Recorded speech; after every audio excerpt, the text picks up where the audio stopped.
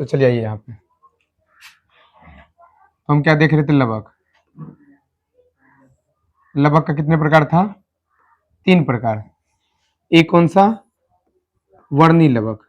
वर्णी लवक, इसको इंग्लिश में क्या बोले थे? वर्णी लवक को इंग्लिश में हम क्या बोले थे? क्रोमोप्लास्ट। क्रोमोप्लास्ट। ये फूल और फल को क्या करता है? रंग प्रदान करता है। चलिए बताते जाइएगा। जैसे हम बोलेंगे टमाटर का लाल रंग, टमाटर का लाल रंग। तो टमाटर का लाल रंग किसके कारण होता है? लाइकोपीन के कारण। लाइकोपीन के कारण, ठीक है ना। यदि हम पूछें कि जो चुकंदर होता है, जिसको हम बीट बोलते हैं, चुकंदर का लाल रंग, ठीक है ना, तो किसके कारण होता है? विटामिन के कारण। तो विटामिन के कारण होता है, ठीक है ना। यदि हम बात करें कि गाजर का लाल रंग किसके कारण होता है? कैरोटीन के कारण। गाजर का लाल रंग कैरोटीन के कारण। और यदि हम पूछें कि बताइए जो मिर्ची होता है, मिर्ची का लाल रंग किसके कारण होता है? तो मिर्ची का लाल रंग होता है कैप्सेंथीन के कारण।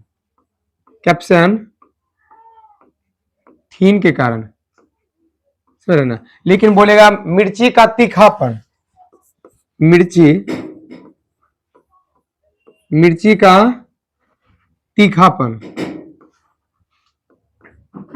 का तीखापन किसके कारण होता है? कैप्सेंसीन के कारण। कैप्सेंसीन के कारण। आइए यहाँ पर बैठ जाइए। हाथ क्या बोले? टमाटर का लाल रंग किसके कारण? लाइकोपीन के कारण। चुकंदर का लाल रंग होना विटामिन के कारण। गाजर का लाल रंग कैरोटीन के कारण। और मिर्ची जो लाल होता है किसके कारण होता है? कैप्सेंथीन के कारण। और मिर्ची का तीखापन कैप्सेंसीन के कारण। यदि हम बात करें पपीता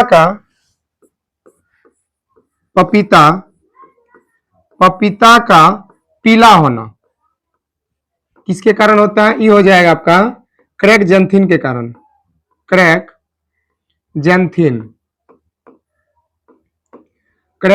के कारण क्या होता है? पपीता पीला होता है।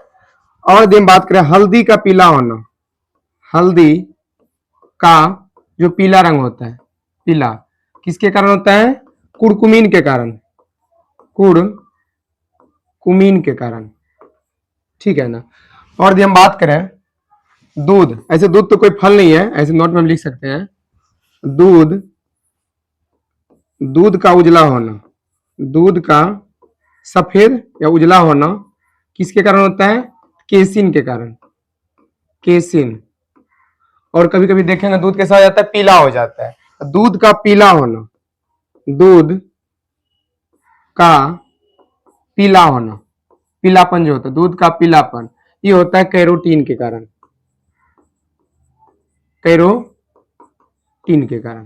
चलिए क्या क्या बोले हम, रिवीजन कर लेते हैं। सबसे पहले बोले लवक का पहला प्रकार कौन है? वर्णी लवक। कौन सा हो जाएगा? वर्णी लवक, जिसे इंग्लिश में क्या बोलेंगे?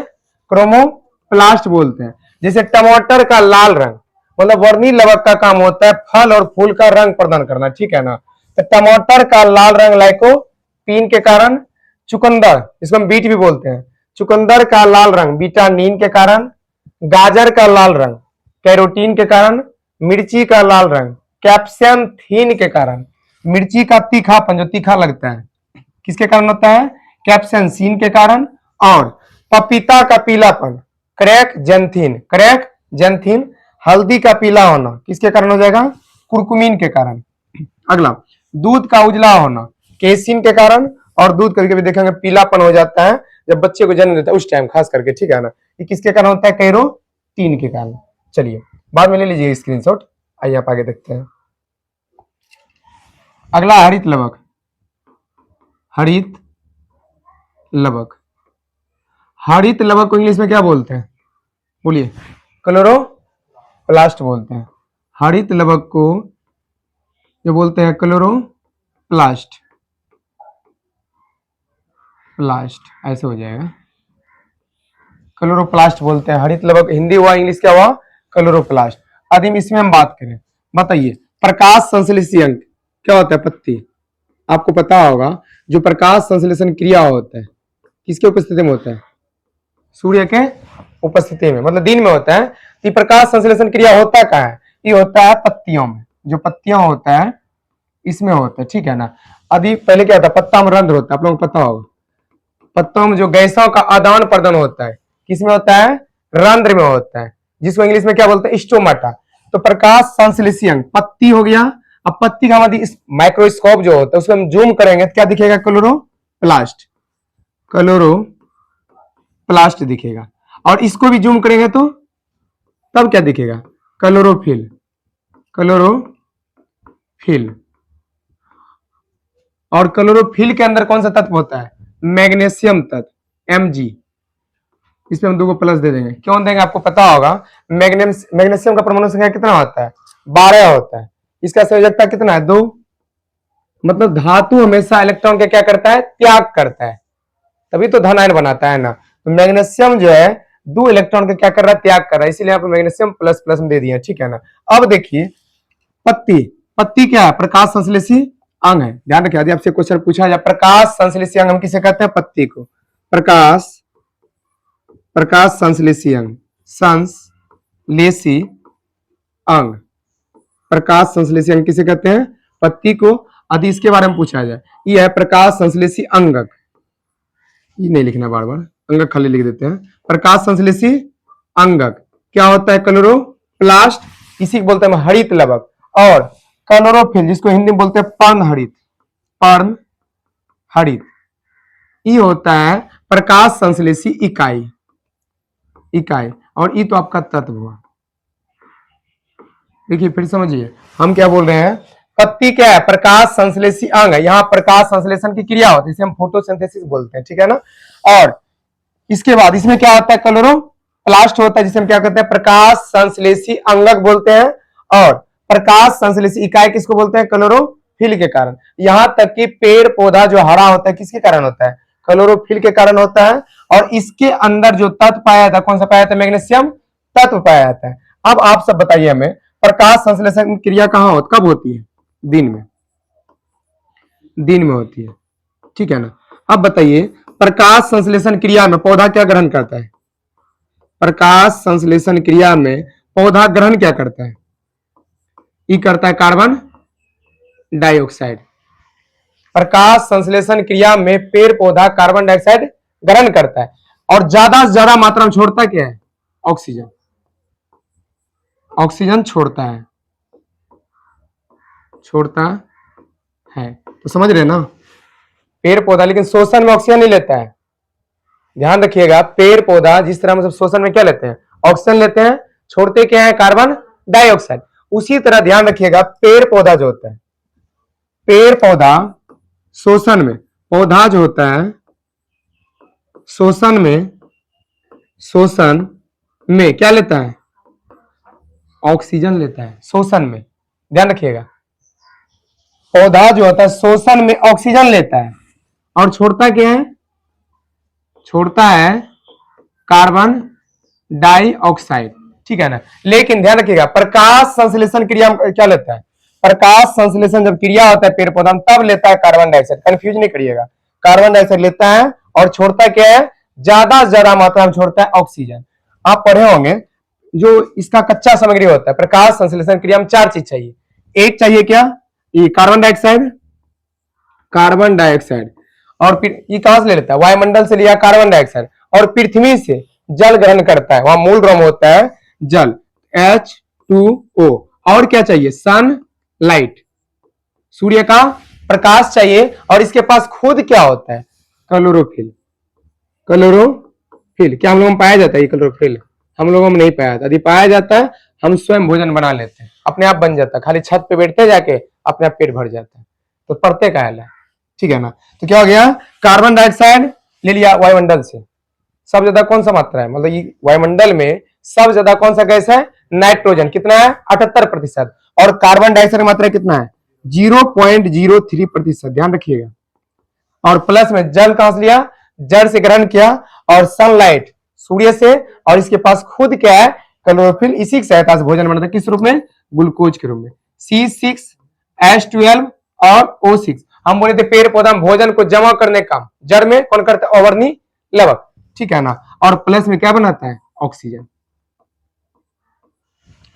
और बताइए जो प्रकाश संश्लेषण क्रिया होती है, प्रकाश संश्लेषण क्रिया होता है, इसमें प्रकाश ऊर्जा को किसमें बदला जाता है, प्रकाश ऊर्जा को, प्रकाश ऊर्जा को किसमें बदला जाता है, रासायनिक ऊर्जा में, रासायनिक ऊर्जा में, ठीक है ना। समझ लीजिए फिर से, पहले बोले प्रकाश संश्लेषण अंग क्या होता है, पत्ती, अंगक बोलेगा तो क्लोरोप्लास्ट, इकाई बोलेगा तो क्लोरोफिल हो जाएगा, ठीक है ना। तत्व बोलेगा तो मैग्नीशियम। जिस तरह हम लोग ब्लड लाल किसके कारण होता है, हीमोग्लोबिन के कारण, तत्व कौन सा रहता है, लोहा, Fe, उसी प्रकार इसमें तत्व होता है मैग्नीशियम। और कब होता है प्रकाश संश्लेषण क्रिया, जो होता है कब होता है, दिन में होता है, रात में नहीं होता है। और पौधा ग्रहण क्या करता है, कार्बन डाइऑक्साइड, किसमें, प्रकाश संश्लेषण की क्रिया में, और छोड़ता क्या है, ऑक्सीजन। लेकिन शोषण में क्या लेता है, ऑक्सीजन, छोड़ता क्या है, कार्बन डाइऑक्साइड। और चार चीज चाहिए, कार्बन डाइऑक्साइड, जल, सूर्य प्रकाश, क्लोरोफिल, तब जा क्या बनेगा, ग्लूकोज। बताइए ग्लूकोज में कार्बन क्या है, 6 गो, ये भी पूछ देता कभी कभी। और क्या, ऑक्सीजन। ये हो गया प्रकाश ऊर्जा किसमें बदला जाता है, रासायनिक ऊर्जा में, ठीक है ना। तो चलिए आगे चलते हैं। देखिए आगे पढ़ाया था आप लोगों को प्रोकैरियोटिक, प्रोकैरियोटिक,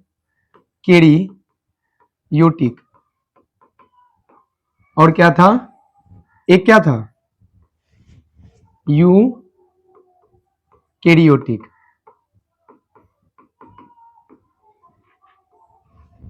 यूकैरियोटिक में कौन सब आएगा, हम सब आएगा, ठीक है ना। यूकैरियोटिक जैसे यूं यूं यूं, तुम ऐसे बोल सकते हैं, ठीक है ना। यूकैरियोटिक में हम सब आएंगे। और प्रोकैरियोटिक में कौन सा जगत, मुनेरा जगत। जगत 5 होता है, आगे हम पढ़ लेंगे सब चीज, ठीक है। तो पहला ही चैप्टर अभी चालू किए हैं, ठीक है ना। आइए चलिए बताते जाइए। प्रोकैरियोटिक जो कोशिका होता है, प्रोकैरियोटिक जो है ये क्या होता है, अल्प विकसित, अल्प विकसित, अल्प विकसित। और यूकैरियोटिक क्या हो जाएगा, विकसित में आएगा, विकसित, नहीं समझे। जैसे मान लीजिए अभी क्या चला है, स्क्रीन टच चला है ना फोन, और पहले लीजिए कीपैड वाला था।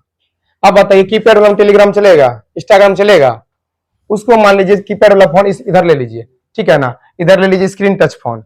अभी क्या है, स्क्रीन टच में क्या होता है, वीडियो कॉल होता है, इधर सिर्फ ऑडियो कॉल, ठीक है ना। और साथ साथ इधर इंस्टाग्राम फेसबुक सब चलेगा, इधर क्या होगा, चलेगा नहीं चलेगा। मतलब ये अभी अल्प विकसित है, क्या है, पूरा पूरा क्या हो गया, विकसित हो गया। और हम सब किस में आते हैं, यूकैरियोटिक में आते हैं। और ये सब ये अभी अल्प विकसित ही है। आज हम कल बता रहे थे अल्प विकसित ही है। क्या इसमें केंद्रक पाया जाएगा, ध्यान रखिएगा, इसमें केंद्रक नहीं पाया जाता ना, तो केंद्रक पाया जाता है, सॉरी, कैसा पाया जाता है, अल्प विकसित। केंद्रक जो होता है कैसा आता है, अल्प, अल्प विकसित, अल्प विकसित, लेकिन अपना इधर विकसित। केंद्रक जो है पाया जाता है वो भी कैसा, विकसित वाला। और साथ साथ यदि हम आगे देखें, क्या केंद्रक ऊपर झिल्ली होता है, याद रखिए नहीं, प्रोकैरियोटिक में नहीं पाया जाता है। इसके ऊपर प्रोकैरियोटिक में केंद्रक के ऊपर केंद्रक झिल्ली नहीं पाया जाता है, केंद्रक झिल्ली, झिल्ली नहीं होता है। लेकिन इधर केंद्रक झिल्ली होता है, केंद्रक झिल्ली पाया जाता है। फिर बताइए, हम बता दें जो केंद्रक होता है, जैसे मान लीजिए केंद्रक है, इसके अंदर क्या आता है, केंद्रिका, तो केंद्रिका इसमें पाया जाता है। प्रोकैरियोटिक में केंद्रिका नहीं पाया जाएगा। अरे इधर कट्टम कुटी कर दिया, होगा इधर, इधर होगा, ठीक है ना, इसका मतलब सुन लीजिए, होगा, हाँ यहाँ पे। तो हम क्या बोल रहे थे, केंद्रक के अंदर जो केंद्र होता है उसे हम क्या बोलते हैं, केंद्रिका बोलते हैं। क्या इसमें केंद्रिका पाया जाएगा, नहीं पाया जाएगा, अभी अल्प विकसित है, ठीक है ना। अभी विकसित धीरे धीरे होगा तब ना। ऐसे देखें अल्ट्रा 23, 24, 25, जितना ज्यादा उतना पावरफुल, उतना ज्यादा विकसित। देखिए केंद्रिका नहीं पाया जाएगा, लेकिन इधर केंद्रिका पाया जाता है, केंद्रिका पाया जाएगा, ठीक है ना। क्या हो जाता है बीच में। आइए और यदि आगे देखें, क्या इसमें हम बताए थे क्या क्या, माइटोकॉन्ड्रिया, माइटोकॉन्ड्रिया, माइटोकॉन्ड्रिया हो गया आपका, जो तारक का जिसको हम बोलते हैं सेंट्रोसोम, तारक, तारक काय, साथ साथ राइबोसोम, राइबोसोम पाया जाएगा 70s वाला, ठीक है ना। गोल्जी काय, गोल्जी काय, ये सभी बारे में पढ़ा दिए हैं, जिसका छूट गया वो देख लीजिएगा। लाइसोसोम, लाइसोसोम, और होता है आपका, देखिए तो माइटोकॉन्ड्रिया हो गया, तारक का हो गया, गोल्जी का हो गया, लाइसोसोम हो गया, एक अंतःप्रद्रवी जालिका जिसको इंग्लिश में क्या बोलते हैं, एंडोप्लाज्मिक रेटिकुलम हो गया, अंतःप्रद्रवी जालिका, अंतःप्रद्रवी, प्रद्रवी जालिका, जालिका, इस में क्या होता है, नहीं पाया जाता है, नहीं, बताइए इतना इतना चीज नहीं पाया जाता, नहीं पाया जाता है, लेकिन ये सभी चीज इसमें पाया जाएगा, मतलब ये जो होता है यूकैरियोटिक में पाया जाएगा। अभी हम आगे बात करें राइबोसोम, राइबो, बताइए राइबोसोम को क्या बोले थे, प्रोटीन का फैक्ट्री।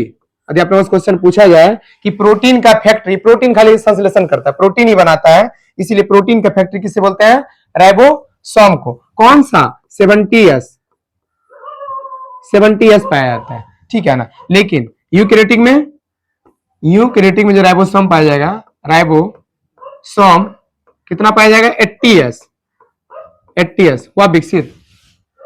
जैसे अभी बोले ना 23 हो गया, 24 मैक्स, समझिए इससे क्या है, ज्यादा है, ये ज्यादा विकसित है, ठीक है ना। और इसमें डीएनए पाया जाएगा, देखिए डीएनए तो पाया जाता है, डीएनए पाया जाता है, लेकिन कौन सा, सिंगल हेलिक्स डीएनए, एक कुंडलित बोल सकते हैं, एक कुंडलित वाला, कुंडलित वाला पाया जाता है। लेकिन हम लोगों इधर जो डीएनए है double helix, DNA double helix वाला पाया जाता है, डबल हेलिक्स, उल्टे लिख दिया क्या, रहने दीजिए। सुनिए, हेलो, देखिए यहाँ पे अब जूमने होगा क्या, समझिए। हाँ, इसमें कौन सा जगत आएगा, मोनेरा जगत, मोनेरा जगत, मोनेरा जगत का एग्जांपल क्या हो जाएगा आपका, हो जाएगा जीवाणु, मतलब इस सभी में यूकैरियोटिक नहीं पाया जाता है, प्रोकैरियोटिक पाया जाता है। जीवाणु हो गया, साइनोबैक्टीरिया हो गया, साइनोबैक्टीरिया, बैक्टीरिया, और साथ साथ आपका हो जाएगा साइनोबैक्टीरिया के साथ साथ नील हरित शैवाल, नील हरित, हरित शैवाल, ये सभी किसका एग्जांपल है, प्रोकैरियोटिक का। मोनेरा जगत इधर हो गया, बाकी बात जो 4 जगत बचा किधर आएगा, इस साइड आ जाएगा। डीएनए, ये क्या है, डीएनए डबल हेलिक्स मॉडल, जहां पे संकुचित हुआ उसे हम क्या बोलते हैं, हाँ सेंट्रोमियर, सेंट्रोमियर हो जाएगा, मियर। बताइए अनुवांशिकी, अनुवांशिक जो है, अनुवांशिक गुणों का वाहक, अनुवांशिक गुणों का वाहक, गुणों का वाहक कौन है, डीएनए, क्या हो जाएगा, डीएनए। और अनुवांशिकी का पिता या जनक किसे कहा जाता है, अनुवांशिकी का जनक किसे कहा जाता है, Gregor John Mendel, Gregor John Mendel, जिसने कौन सा पौधा प्रयोग किया था, मटर के पौधे पे, 10 में पढ़े थे। ग्रेगर जॉन मेंडल ने किस पौधे प्रयोग किया था, मटर के पौधे पे प्रयोग किया था, ठीक है ना। अभी हम बात करें डीएनए, डीएनए का खोज किसने किया था? डीएनए का खोज किसने किया था? ये क्या था? W Watson. नहीं, वाटसन नहीं हो जाएगा, इसका कौन सा वर्ड हो जाएगा ना, कौन सा वर्ड, सॉरी, कौन वर्ड। और डीएनए का double double helix model, DNA का डबल हेलिक्स मॉडल किसने दिया था? डबल हेलिक्स मॉडल ये दिया था आपका वाटसन एवं क्रिक ने, समझ रहे ना? वाटसन एवं एवं क्रिक ने, और इसे इसको लेके पुरस्कार भी मिला था 1962 में। आपको पता होगा, यदि हम बात करें नोबेल प्राइज का शुरुआत कब हुआ था? 1901 ईस्वी में, और इसे जो नोबेल प्राइज मिला था तो 1962 में। क्या मिला था? कौन सा प्राइज? Nobel prize. तो क्या बोले? आनुवंशिक गुणों का वाहक कौन है? डीएनए। जहां पे डीएनए संकुचित होता है उसे हम क्या बोलते हैं? सेंट्रोमियर। आनुवंशिकी का जनक किसे कहा था? ग्रेगर जॉन मेंडल को। डीएनए का खोज किसने किया था? कॉन्सबर्ग। किसने किया था? कॉन्सबर्ग। और डीएनए का डबल हेलिक्स मॉडल किसने दिया था? वाटसन एवं क्रिक ने। वाटसन एवं क्रिक ने कब दिया था? 1962 में। इसके लिए क्या मिला था? इसे नोबेल प्राइज, नोबेल पुरस्कार मिला था। किसे? वाटसन एवं क्रिक को। और यदि हम आगे बात करें, आनुवंशिक शब्द किसने दिया था? जो आनुवंशिक शब्द है, आनुवांशिक शब्द, आनुवांशिक शब्द किसने दिया था? ये दिया था आपका डब्ल्यू वाटसन। डब्ल्यू वाटसन ने दिया था, ठीक है ना? आनुवांशिक जो शब्द दिया था किसने दिया था? डब्ल्यू वाटसन ने दिया था। और यदि बात करें, हम बताए थे जो आनुवांशिक होता है, आनुवांशिक गुण क्या होता है? डीएनए। डीएनए यदि जूम किया जाए तो भूल गए? देखिए हम बताए थे जीन, जो जीन था, जीन ये क्या है? यदि जूम किया जाए तो क्या हो जाएगा? डीएनए को यदि जूम किया जाए, डीएनए की इकाई क्या होता है? जीन। और फिर बताते जीन क्या क्या होता है? सिस्ट्रॉन। ये सभी बताए थे। तो जीन जो होता है, जीन का खोज किसने किया था? जोहान्सबर्ग। जोहान्स वर्ग ने किया था। जोहान्स वर्ग ने किया था। ये जोहने गया था, जो होते होते मिल गया था, ठीक है ना? जीन एकदम उछलने लगा, हम भी क्या बन गए? साइंटिस्ट बन गए। मतलब बोल सकते हैं क्या? जीन क्या होता है? डीएनए की इकाई। डीएनए की इकाई किसे कहते हैं? डीएनए की इकाई हम कहते हैं जीन को, जीन को। और जीन की इकाई किसे कहते हैं? तो जीन की इकाई होता है सिस्ट्रॉन। सिस्ट्रॉन। डीएनए की इकाई हो जाएगा जीन, और जीन की इकाई क्या हो जाएगा? सिस्ट्रॉन। और फिर बताइए, प्रयोगशाला में, प्रयोगशाला में, प्रयोगशाला में, प्रयोगशाला समझते हैं? जो लैब होता है, प्रयोगशाला में जीन का संश्लेषण, जीन का संश्लेषण किसने किया था? ये किया था डॉक्टर हरगोविंद खुराना ने। ध्यान रखिएगा, doctor doctor doctor Hargobind Khurana, Hargobind Khurana ने। समझ रहे ना? समझे? आइए रिपीट कर लेते हैं। आनुवंशिक गुणों का भाग कौन? डीएनए। जहां संकुचित होता है उसे क्या कहते हैं? सेंट्रोमियर। आनुवंशिकी का जनक कौन है? Gregor John Mendel. किस पौधे प्रयोग किया था? मटर के पौधे पे। और डीएनए का खोज किसने किया था? कॉन्सवर्ग। और डीएनए का डबल हेलिक्स मॉडल किसने दिया था? वाटसन एवं क्रिक। वाटसन एवं क्रिक। और आनुवंशिकी जो शब्द दिया था किसने दिया था? W Watson. और जीन शब्द का खोज जोहान्सबर्ग। किसने किया था? जोहान्सबर्ग। डीएनए की इकाई क्या होता है? जीन। और जीन की इकाई क्या होता है? सिस्ट्रॉन। क्या होता है? सिस्ट्रॉन। और प्रयोगशाला में जीन का संश्लेषण किसने किया था? डॉक्टर हरगोविंद खुराना, शायद 1968 में किया था, ठीक है ना? यदि हम आगे बात करें, चलिए यदि हम आगे देखें, डीएनए जो होता है, डीएनए, इसमें पढ़ेंगे नाइट्रोजनी क्षार।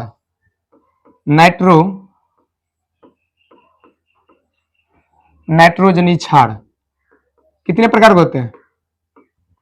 ये देखेंगे अभी। चार होता है, ठीक है ना। जैसे यहाँ देखिए, यहाँ पे हम बना रहे हैं, ये हुआ क्या, डीएनए, डीएनए एक तरफ बना देते हैं आरएनए, ये सिंगल होता है, सुन रहे ना, ये हो गया डबल स्टेप से, और ये क्या हो गया, आरएनए सिंगल होता है। यदि हम बात करें इधर, देखिए यहाँ पे, इसमें याद रखिएगा AGTC, रख सकते हैं याद, AGTC, AGTC,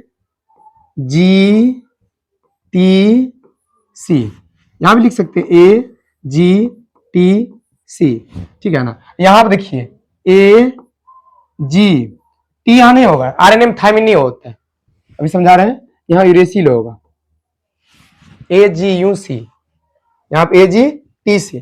अब देखिए ए का मतलब क्या हुआ, ए का मतलब होता है एडेनिन, ए का मतलब होता है एडेनिन, और टी का मतलब होता है थायमिन, थाइमिन, और जी का मतलब होता है गुआनिन, गुआनिन, और सी का मतलब होता है साइटोसिन, साइटोसिन होता है। और इधर तो सब कॉमन है, एक वो खाली अलग है, इसको बोलेंगे यूरोसिल, यूरोसिल, दिख रहा है क्या कैमरा में, यूरेसिल हो जाएगा। अब देखिए डीएनए की पहचान, डीएनए में क्या क्या होना चाहिए, एडेनिन, गुआनिन, थायमिन, साइटोसिन। और ये भी क्वेश्चन आया था कि बताइए ए और टी के बीच हाइड्रोजन के कितने बंधन, 2 बंधन होते हैं, और जी और सी मतलब गुआनिन और साइटोसिन के बीच ट्रिपल बॉन्ड, समझ रहे ना, डबल बॉन्ड मतलब डबल हाइड्रोजन बॉन्ड हो जाएगा, यहाँ पे ट्रिपल हाइड्रोजन बॉन्ड हो जाएगा, ठीक है ना। डीएनए जो होता है, यदि डीएनए को आरएनए में बदलना है, डीएनए को आरएनए में बदलना है तो क्या करना पड़ेगा, थायमिन को हटा के यूरेसिल यहाँ पे देना पड़ेगा। अच्छा बताइए, क्वेश्चन यदि आएगा डीएनए को आरएनए में बदलना क्या कहलाता है, ये कहलाता है ट्रांसक्रिप्शन, ट्रांसक्रिप्शन, ट्रांसक्रिप्शन कहलाता है, ठीक है ना। और हिंदी में क्या बोलेंगे, अनुलेखन, हिंदी में इसे हम बोलते हैं अनुलेखन, अनुलेखन। लेकिन अभी बताइए आरएनए को डीएनए में बदलना क्या कहलाता है, रिवर्स किया ना, reverse transcription, reverse, reverse transcription, transcription. और इसे हिंदी में क्या बोलेंगे, व्युत्क्रम अनुलेखन, अर्थात बोल सकते हैं प्रतिलेखन, प्रतिलेखन। तो समझ गए, तो डीएनए का आरएनए में बदलना क्या कहलाता है, ट्रांसक्रिप्शन, हिंदी में अनुलेखन, और आरएनए को डीएनए में बदलना क्या कहलाता है, रिवर्स ट्रांसक्रिप्शन, अर्थात हिंदी में क्या बोलेंगे, प्रतिलेखन। आदि हम बात करें आगे, देखिए ये जो नाइट्रोजनी क्षार जो दिख रहा है आप लोगों को, ठीक है ना, इसको भी 2 भागों में बांटा गया है। एक होता है, यदि नाइट्रोजनी क्षार देखें, इसको 2 भागों में बांटा गया, एक आपका हो जाएगा प्यूरिन, प्यूरिन, और एक होता है पिरामिडिन, पिरामिडिन। ये चारों को जो यहां दिख रहा है, इसको 2 भागों में बांटा गया है, एक प्यूरिन, एक पिरामिडिन। अब देखिए होता क्या है, ध्यान से देखिएगा, अब हम तुरंत बोले कि यदि AGTC रहेगा, मतलब ATGC, इसमें कितना बॉन्ड, डबल बॉन्ड, इसमें कितना हो जाएगा, ट्रिपल बॉन्ड। और ये किसका था, ये डीएनए हो गया, डीएनए। और आरएनए में हम बोले कि यहां क्या आ जाए, AGUC, ये था ना। अब बताइए यहाँ पे डबल बॉन्ड, यहाँ पे ट्रिपल बॉन्ड, ये किसका भाग हो गया, आरएनए, आरएनए। अब बात आता है कि कौन प्यूरिन होगा, कौन सा प्यूरिन होगा और कौन सा पिरामिडिन होगा। ध्यान रखिएगा, इस साइड वाला, इधर वाला, ये जो आपको दिख रहा है, ये वाला, ये हो जाएगा प्यूरिन, मतलब प्यूरिन में क्या आएगा, ए आएगा और जी आएगा। इधर तो कॉमन ही है ना, तो हम बोल सकते हैं हिंदी में एडेनिन और गुआनिन, एडेनिन गुआनिन। लेकिन पिरामिडिन में उस साइड वाला हो जाएगा, ठीक है ना, मतलब इधर टी मतलब थायमिन, साइटोसिन और यूरेसिल, सुन रहे ना, थायमिन, साइटोसिन, यूरेसिल, ये क्या आ जाएगा, पिरामिडिन, पिरामिडिन। आइए, डीएनए और आरएनए,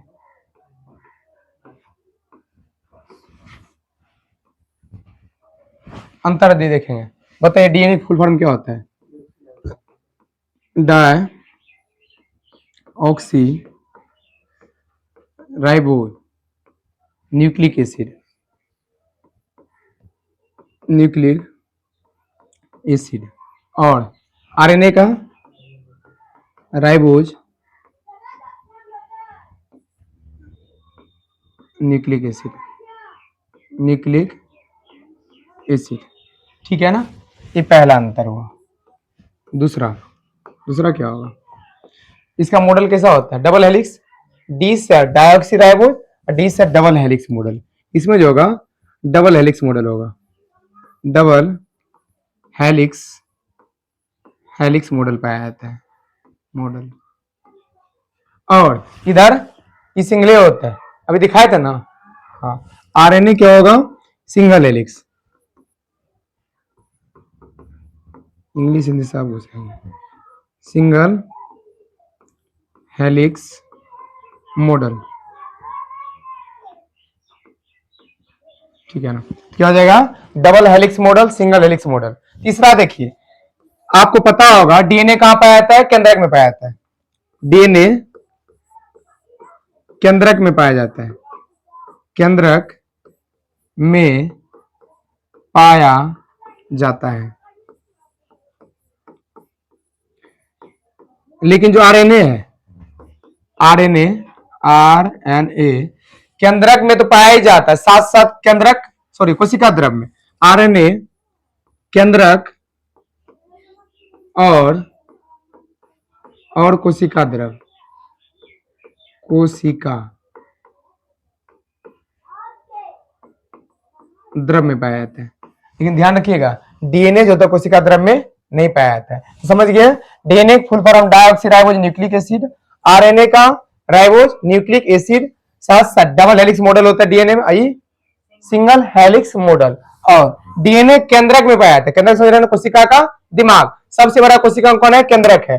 तो डीएनए केंद्रक में पाया जाता है, लेकिन आरएनए जो होता है केंद्रक में पाया जाता है, साथ साथ कोशिका द्रव में पाया जाता है। क्या डीएनए कोशिका द्रव में पाया जाता है, डीएनए कोशिका द्रव में नहीं पाया जाता है। ठीक है, आइए अब देखेंगे हम कोशिका विभाजन। कोशिका विभाजन मतलब सेल डिवीजन, कोशिका विभाजन। ठीक है ना, यदि हम कोशिका विभाजन को देखें, इसमें देखिए तीन टाइप का होता है। एक होता है असूत्री विभाजन, असूत्री। एक होता है समसूत्री, समसूत्री। और एक होता है आपका अर्धसूत्री, अर्धसूत्री।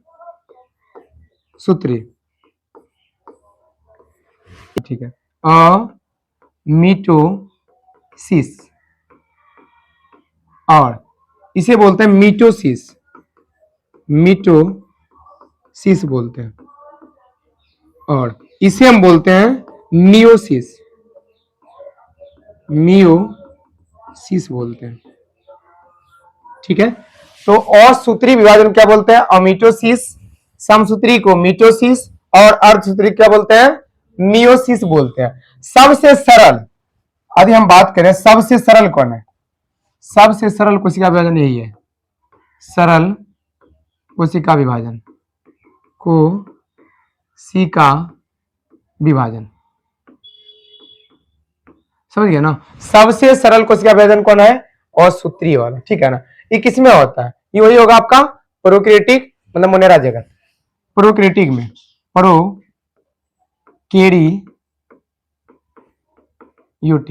यदि आपसे पूछा जाए प्रोकैरियोटिक या मोनेरा जगत या जीवाणु, बैक्टीरिया या नील हरित शैवाल में कौन सा विभाजन होता है, असूत्री विभाजन, असूत्री विभाजन। सबसे सरल भी कौन सा है, असूत्री विभाजन। ठीक है ना, प्रोकैरियोटिक में क्या होता है, असूत्री विभाजन। मोनेरा जगत में क्या होता है, असूत्री विभाजन। जीवाणु में क्या होता है, असूत्री विभाजन। नील हरित शैवाल या साइनोबैक्टीरियम क्या होता है, असूत्री विभाजन। यदि हम आगे देखें, समसूत्री, समसूत्री विभाजन। इसमें क्या होगा, मतलब बोल सकते हैं कायिक, कायिक समझते हैं, हम लोग शरीर का ढांचा है, कहीं कट गया, फट गया, या खुजली दिना ये सब हो गया, कोई मार के लाल कर दिया, इसमें क्या होता है, कोशिका नष्ट हो जाता है। जब नष्ट हो जाता है वहां फिर से सही होना चाहिए ना, नया नया आना चाहिए। इसका विभाजन जो करेगा कौन करेगा, समसूत्री। मतलब कायिक, कायिक बोल सकते हैं, या कायिक को बोलते हैं बॉडी सेल। इस शरीर जो होता है बॉडी सेल, बॉडी सेल, इसमें किसका होगा, समसूत्री वाला होगा, समझे। आइए यहाँ पे यदि हम देखें समसूत्री विभाजन में जो मातृ कोशिका होता है, मातृ कोशिका कितने भागों में बढ़ जाता है, इसमें जो मातृ कोशिका होता है ये आपका 2 भागों में बढ़ जाता है। ऐसे देखिए, ऐसे है ना, इस टाइप से पेरेंट्स, मातृ, मातृ समझते हैं, पेरेंट्स समझ लीजिए, ये 2 भागों में बढ़ जाता है,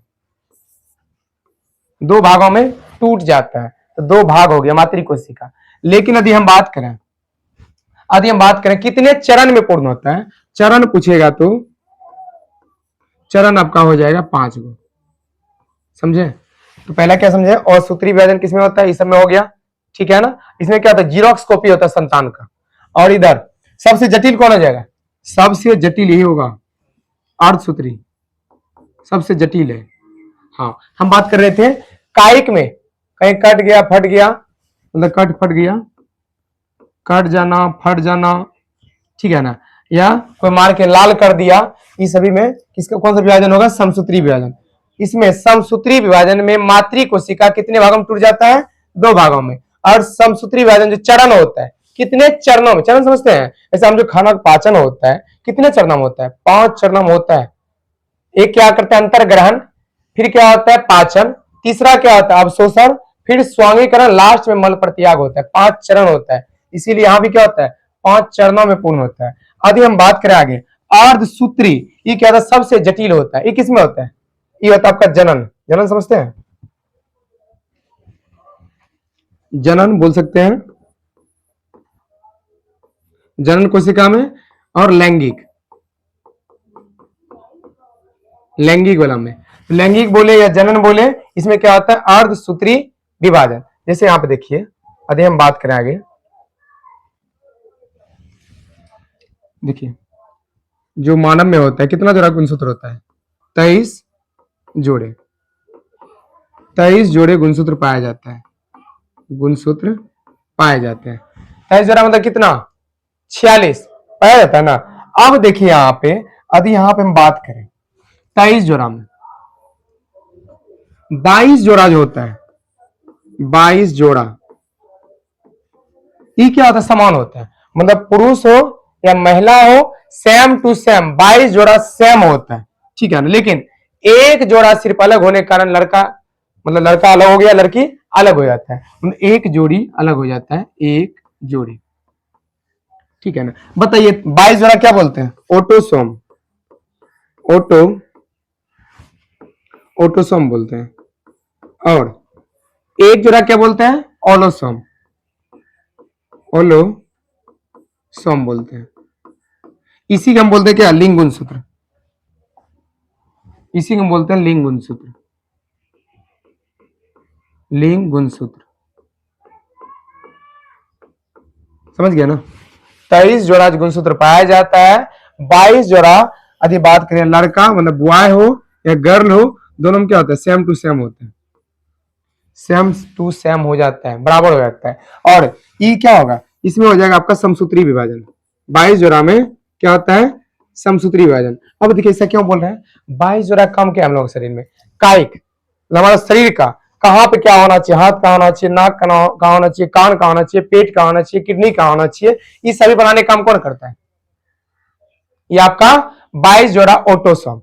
बताइए यहाँ कुछ भी कट फट जाएगा, कौन विभाजन होगा, समसूत्री विभाजन। लेकिन आपका जो एक जोड़ा यहाँ पे ओलोसोम है, ये लिंग गुणसूत्र, मतलब लड़का में, लड़का में क्या होता है, एक्स वाई, लड़का। और लड़की यदि बात किया जाए, लड़की, इसमें क्या होता है, एक्स एक्स। एक जोड़ा क्या होता है, अलग हो जाता है। अब बताइए, ये तो जनन का बात हो रहा है, ये लिंग डिसाइड करता है लड़का होगा कि लड़की होगी। तो ये यदि जनन का बात हुए, लैंगिक का बात, वहां क्या बताए थे, अर्ध सूत्री विभाजन, अर्धसूत्री विभाजन। समझ गए ना, जनन का बात हो, लैंगिक का बात हो, वहां पर कौन सा विभाजन होगा, अर्धसूत्री विभाजन। अब देखिए प्रोसेस क्या होता है, यहां तक हो गया। यदि हम आगे बात करें इसका प्रोसेस का, जो 23 जोड़ा होता है, 23 जोड़े, इसमें देखिए क्या होता है, जो 22 जोड़ा होगा, 22 जोड़ा प्लस यदि आ गया एक्स और वाई, एक्स वाई, क्या हो जाएगा, ये लड़का हो जाएगा, ये लड़का वाला है। और यदि हम आगे बात करें इधर, यदि 22 प्लस एक्स एक्स, तब क्या हो जाएगा, लड़की। अच्छा ये बताइए, जब दोनों में जनन होगा यहाँ पे, तो 22 जोड़ा चला जाएगा, हाँ आधा आधा, इन्हें की 23 23 46, 4 टांग, चार चार गो हाथ हो जाएगा, 4 गो आंख, हाँ का सेटिंग होगा पता नहीं, नाक 2 गो, नाक का छेद 4 गो, ठीक है ना, लीजिए दो छेद बंद, दो छेद अभी चालू है, क्या होता है ऐसा। चलिए तो समझ गया ना, इसीलिए सब नहीं आता है। 22 में से यहाँ कितना जाएगा, अर्धसूत्री हो रहा है ना, ध्यान समझिएगा, आधा आधा, यहाँ पे 11 जोड़ी, 11 जोड़ी, इधर से भी कितना आएगा, 11 जोड़ी, कितना हो गया, 22। एक और पुराना है ना, कैसे पुराते हैं, जैसे आप देखिए, या तो एक्स जाएगा तो आ जाएगा, एगो यहां से एगो यहां से, अब एक जोड़ा बनेगा ना, 22 से 23 जोड़ा, ऐसे होता है, ठीक है ना। ऐसे आप हम क्या बोले, लड़का में एक्स वाई है, एक्स वाई, लड़की में ले लीजिए इधर एक्स एक्स, ये हो गया आपका, ये हो गया पुरुष, इधर हो गया स्त्री, स्त्री। कैसे होता है, इधर से भी एक्स गया, इधर से भी क्या आएगा, एक्स एक्स एक्स, क्या हो जाएगा, लड़की गर्ल। यहां से एक्स गया, एक्स आया, फिर भी क्या होगा, गर्ल हो जाएगा। और यहां से वाई गया, यहां से क्या आया, एक्स आया, तो वाई एक्स मत लिखिएगा, उल्टा पुल्टा, पहले अल्फाबेट पे, पहले एक्स बाद में वाई, फिर यहां से यदि वाई गया, यहां से एक्स आया, एक्स वाई, फिर भी क्या होगा, यहाँ पे बॉय बॉय। कितना कितना चांस बन रहा है, 50-50, 50% चांस बन रहा है। अच्छा 50-50% चांस बन रहा है, फिर भी लिंगानुपात के आधार पे क्या लड़कियों की कमी है, ऐसा क्यों होता है, होता है क्या, कितना गर्भ में ही भ्रूण हत्या करवा देता है, यदि देख लेता है कि लड़की है, भ्रूण हत्या करवा देता है। इसीलिए अभी क्या है, ये सब बंद है, मतलब अभी जांच नहीं होता है, लड़का है लड़की पहले जांच नहीं होता है, तो समझ गया ना। हाँ तो इसीलिए लिंगानुपात में कम होता है, भले आरक्षण को दिया है लड़की लड़की को, ठीक है ना, है यहाँ पे नहीं, सब चीज वही दिक्कत झेलेगी, तो समझ गया ना, ये समझे हैं 23 जोड़ा में कैसे कैसे होता है। चलिए हम सब आगे चलते हैं, ठीक है ना। अब विभाजन देख लेते हैं, समसूत्री का 5 चरण बताए थे ना, आइए देख लेते हैं, एक मिनट, आइए समसूत्री का 5 चरण देख लेते हैं, आज को सिखा के मतलब पूरा खत्म ही कर देंगे, बस हो गया, ज्यादा कुछ नहीं है, 5 चरण देख लेते हैं। पहला 1 नंबर आपका क्या हो जाएगा, पहला अवस्था हो जाएगा अंतरावस्था, अंतरा अवस्था, अंतरावस्था। दूसरा हो जाएगा आपका पूर्वावस्था, पूर्वावस्था। तीसरा हो जाएगा मध्यावस्था, मध्यावस्था। चौथा हो जाएगा ये आपका पश्यावस्था, पश्या अवस्था। और लास्ट जो होगा अंत हो जाएगा ना, अंत्यावस्था,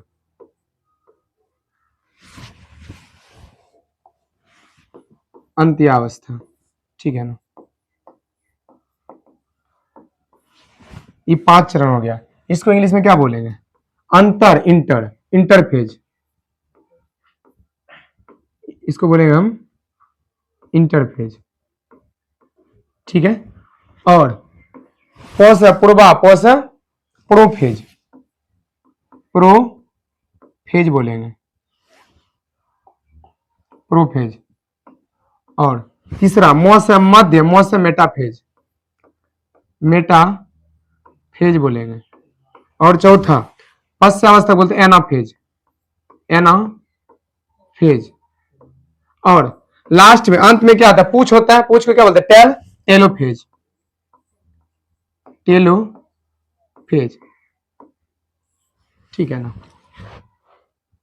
देखिए विभाजन कैसे होता है, प्रोसेस क्या होता है। ये जो आपका दिख रहा है इसमें शुरुआत होता है, मतलब तैयारी होता है विभाजन करने का, एकदम सब तैयार रहो। इसमें क्या होता है, तैयारी। इसमें विभाजन होने क्या होता है, तैयारी। लेकिन यहां से क्या हो जाता है, यहां शुरुआत हो जाता है, यहां से शुरुआत हो जाता है। ठीक है ना। ये क्या है, या बीच वाला रहेगा, बीच वाला। ठीक है ना। ये जो है सबसे छोटा अवस्था है, ये सबसे छोटा अवस्था है, सबसे छोटा छोटा अवस्था। और लास्ट में क्या है, अंत हो रहा है ना, यहाँ पे कंप्लीट, यहाँ कंप्लीट हो जाएगा, कंप्लीट अवस्था यहाँ पे हो जाएगा लास्ट। समझ गए, अंत्यावस्था, पूर्वावस्था, अंतरावस्था, पूर्वावस्था, मध्यावस्था, पश्चावस्था और अंत्यावस्था। अंतरा है, यहाँ अंत्या है, इसको बोलेंगे इंटरफेज। प से पूर्वा, प से प्रोफेज, म से मध्या, म से मेटाफेज, पश्चावस्था एनाफेज और अंत्या का टेलोफेज।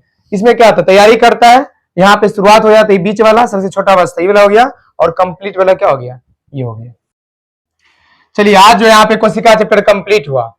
यदि आपको वीडियो अच्छा लगा होगा तो लाइक जरूर करिए, क्योंकि इसके पीछे बहुत मेहनत हमको लगता है। ठीक है ना। बाकी बात जो आप अगला चैप्टर टिश्यू आएगा, कल से हम स्टार्ट कर देंगे। आप लोग यदि सब्सक्राइब नहीं किए हैं तो सब्सक्राइब जरूर कर लीजिए। तो बाकी बात मिलते हैं नेक्स्ट वीडियो के साथ। जय हिंद।